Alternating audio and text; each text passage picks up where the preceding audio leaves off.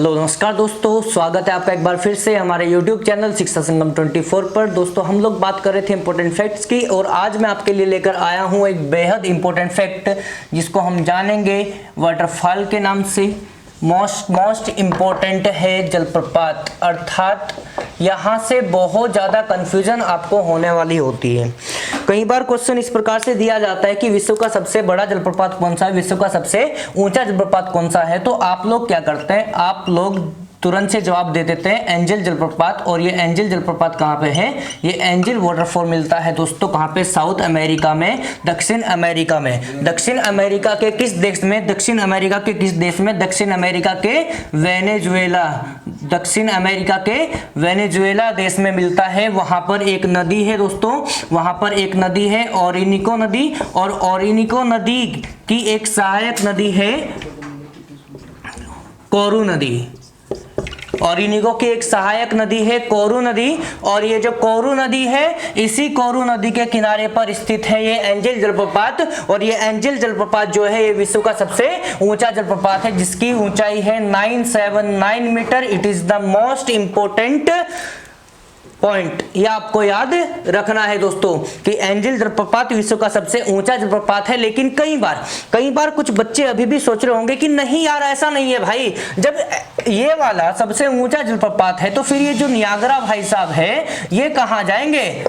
तो मैं आपको थोड़ा सा यहाँ पे बता दूं भाई, जो नियाग्रा जलप्रपात है ऊंचाई के मामले में तो थोड़ा बहुत ही ज्यादा नहीं, 120 मीटर के आसपास होगा, इससे ऊपर नहीं होगा। ठीक है दोस्तों, और ये कितना है, 1000 मीटर के आसपास। तो अब बात ये है दोस्तों, जो नियाग्रा जलप्रपात है, नियाग्रा जलप्रपात की जो क्वालिटी है एक बार मैं आपको बता दूं। सबसे पहली बात तो क्या है कि ये कहाँ है, ये यूएसए और कनाडा की सीमा पर है, यूएसए और कनाडा की सीमा पर है। और जब भी कभी कोई चीज किसी भी दो देशों की इंटरनेशनल बॉर्डर बनाती है तो वो चीजें अपने आप में बहुत ज्यादा इंपॉर्टेंट हो जाती है। इसीलिए मैं यहाँ पे आपको बताया कि नियाग्रा, तो नियाग्रा अक्सर क्यों चर्चा में रहता है भाई, नियाग्रा कहाँ पर है, यहाँ पर यूएसए और कनाडा की सीमा पर पड़ता है। और नियाग्रा जलप्रपात में क्या है, जिस समय यहाँ पर गर्मी का मौसम आता है, जिस समय यहाँ पर गर्मी का मौसम आता है उस समय क्या है दोस्तों, इस जलप्रपात का जो पानी है वो बिल्कुल सफेद दिखाई देता है, और बिल्कुल सफेद दिखाई देता है। इसी प्रकार से जिस प्रकार से भारत में एक जलप्रपात है चित्रकूट, कहां पे, छत्तीसगढ़ में, बिल्कुल सेम बात, छत्तीसगढ़ में बिल्कुल सेम बात। इस चित्रकूट जलप्रपात को भारत का नियाग्रा भी कहा जाता है। क्या कहा जाता है, भारत का नियाग्रा कहा जाता है दोस्तों। ये जो क्वेश्चन है ये बहुत ज्यादा इंपॉर्टेंट है।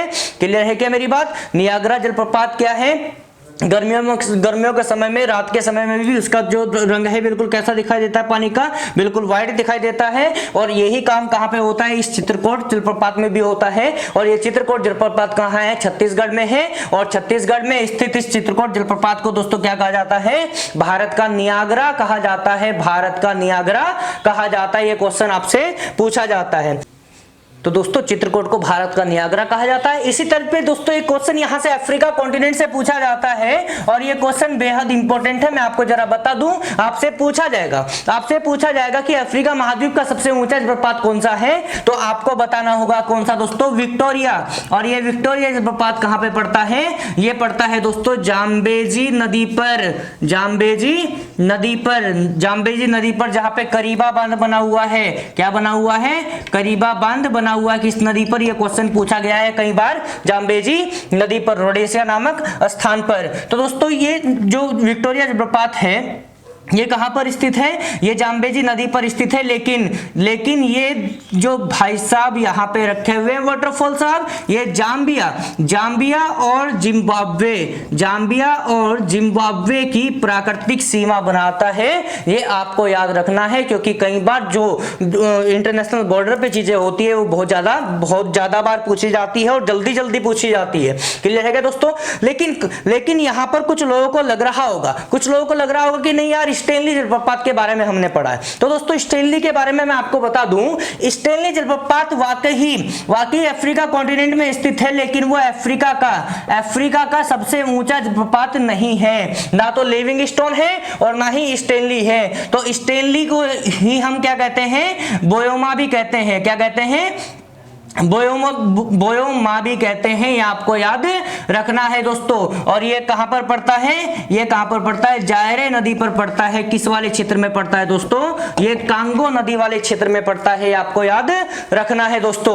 तो दोस्तों इसी तर्ज पे बात कर लेते हैं एक बार भारत के जलप्रपातों की, कि भारत का जो जलप्रपात है वहां से कितनी कंफ्यूजन आपको हो रही है। एक क्वेश्चन यहां से पूछा जाता है कि भारत का सबसे ऊंचा जलप्रपात कौन सा है, तो आप लोग क्या बोलते हैं, आप लोग और हम लोग भी क्या बोलते हैं, गारसोप्पा बोलते हैं, महात्मा गांधी जलप्रपात बोलते हैं, या फिर जोग जलप्रपात बोलते हैं। इस प्रकार से हम अपना आंसर सामने रख देते हैं दोस्तों। लेकिन मैं आपको बता दूं, ये जो जोग जलप्रपात है, ये जो जोग जलप्रपात है जो भारत का सबसे ऊंचा जलप्रपात है, इसकी ऊंचाई 253 मीटर है, केवल 253 मीटर इसकी ऊंचाई है दोस्तों। और ये जलप्रपात कहां पर है, ये जलप्रपात शरावती नदी कहां पर,